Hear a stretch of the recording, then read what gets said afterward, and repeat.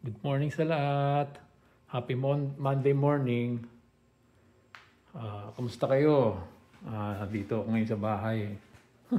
Day off ko na naman, Lunes. Lunes ng umaga ito. Nandito ako, walang pasok. So, ang ginawa ko, pagkagising ko, nag-almusal, pansit canton, tinapay. Tapos, yun. After ko mag-almusal, yun, naglaban na ako ng mga uniform ko. Yung KFC uniform ko, nilabang ko na, nilagay ko na CR. Tapos yung mga face mask. Kasi grabe ang alikabok dun sa trabaho sa KFC, yung harina. Nakakahatching, kaya medyo allergic ako sa harina. Kaya nagsusuot ako ng face mask. Ayan o. Nakasampay na yung mga washable face mask ko. Nilabang ko kanina bago ako yan. So ngayon, ito na. Pahinga. Makapagsaing na din. Yun o. Pagsaing na ako. Yan. So wala na akong problema. May kanin na. Tapos sa ulam naman, ang daming ulam eh. Kasi may mga tira to eh. Mga tirang ulam eh. Ito. Yung ginisang sardinas sa miswa. Tapos meron pa kaming pusit. Ito. May pusit pa. Tapos may tira pang tenders. May mga gravy pa oh, gravy ng KFC. Yan oh. Tapos may mga tira pang ang chicken, ayun oh. Tapos ito pa, isang buo. Binigay sa akin kagabi. Hindi pa ito na bawasan. Buong buo pa. Kasi kagabi pag out ko, yung mga leftover na chicken, binigay sa akin. Ayan, isang bag pa yan. May tenders, may mga chicken pa noong nakarang gabi. Tapos ito, bagong bigay pa kagabi. Kaya maraming pagkain ngayon. Kaya wala akong problema sa pagkain, sa ulam. Paglaban na rin ako ng uniform ko. Kasampay na nga eh. Ayun. Yung uniform ko. Kasampay ko pa lang. Nilagay ko na ng panahod kasi tutulo eh. Ayan o.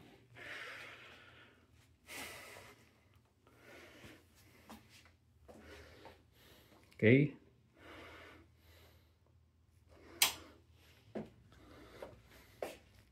Ganda yung panahon ngayon oh. Maaraw. Diba? Oh, may squirrel. Squirrel nga ba ito? Oh, squirrel nga. Ayun oh. Ayun, tumatalon-talon oh. Baby pa oh. Ayun. Ay, may baby squirrel din pala rito. Kasi bihira ako makakita ng squirrel dito sa sa Whitecourt, Alberta eh. Sa Toronto marami squirrel. Pero dito bihira ako makakita ng squirrel. Maliit pa na squirrel. Tapos mamaya pagdating ni Arlene, mangingi ako ng budget pambili ng sapatos. Kasi yung aking ginagamit na sapatos sa KFC, ito oh. Vans yan eh. Vans. Hindi siya slip, hindi siya anti-slip na sapatos. Hindi rin siya oil resistant. Kumbaga parang pag sinuot mo siya, delikado siya sa sa sahig na basa, tsaka sa mamantika na sahig. Kaya delikado ka dyan. Muntik-muntika na ako matumba dyan eh, o madulas. Kaya sabi ko, delikado to. Bibilang ko na ng panibago. Kaya mamaya pag dumating siya, hiningi akong budget. Pambili ng non-slip na shoes. Non-slippery shoes. Tapos ito kahapon, after namin mag-church, dineliver na yung kanyang printer. Na may kasamang pang-lamination. Ayun o. Printer na Epson. Tsaka pang-laminate. So may magagamit na siya ngayon. Pagpapaprint. Oh, di ba? Hindi na namin problema ang pagpapaprint. Meron na siya Epson. Mamaya pag nagutom ako, kakain na lang ako, papainit ko na lang yung ulam, yung chicken o kahit naman yan, yung ginisang sardina sa miswa. So yun. Tapos mamaya Manood ako ng Itbulaga.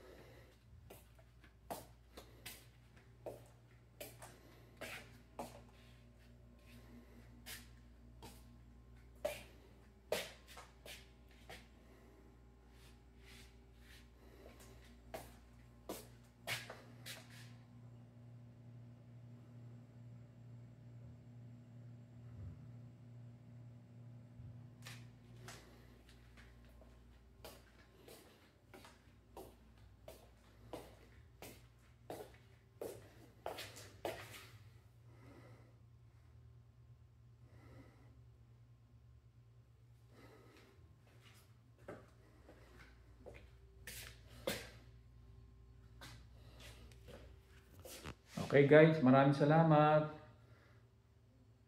God bless sa inyong lahat dyan. Thank you. Bye-bye. Till next time.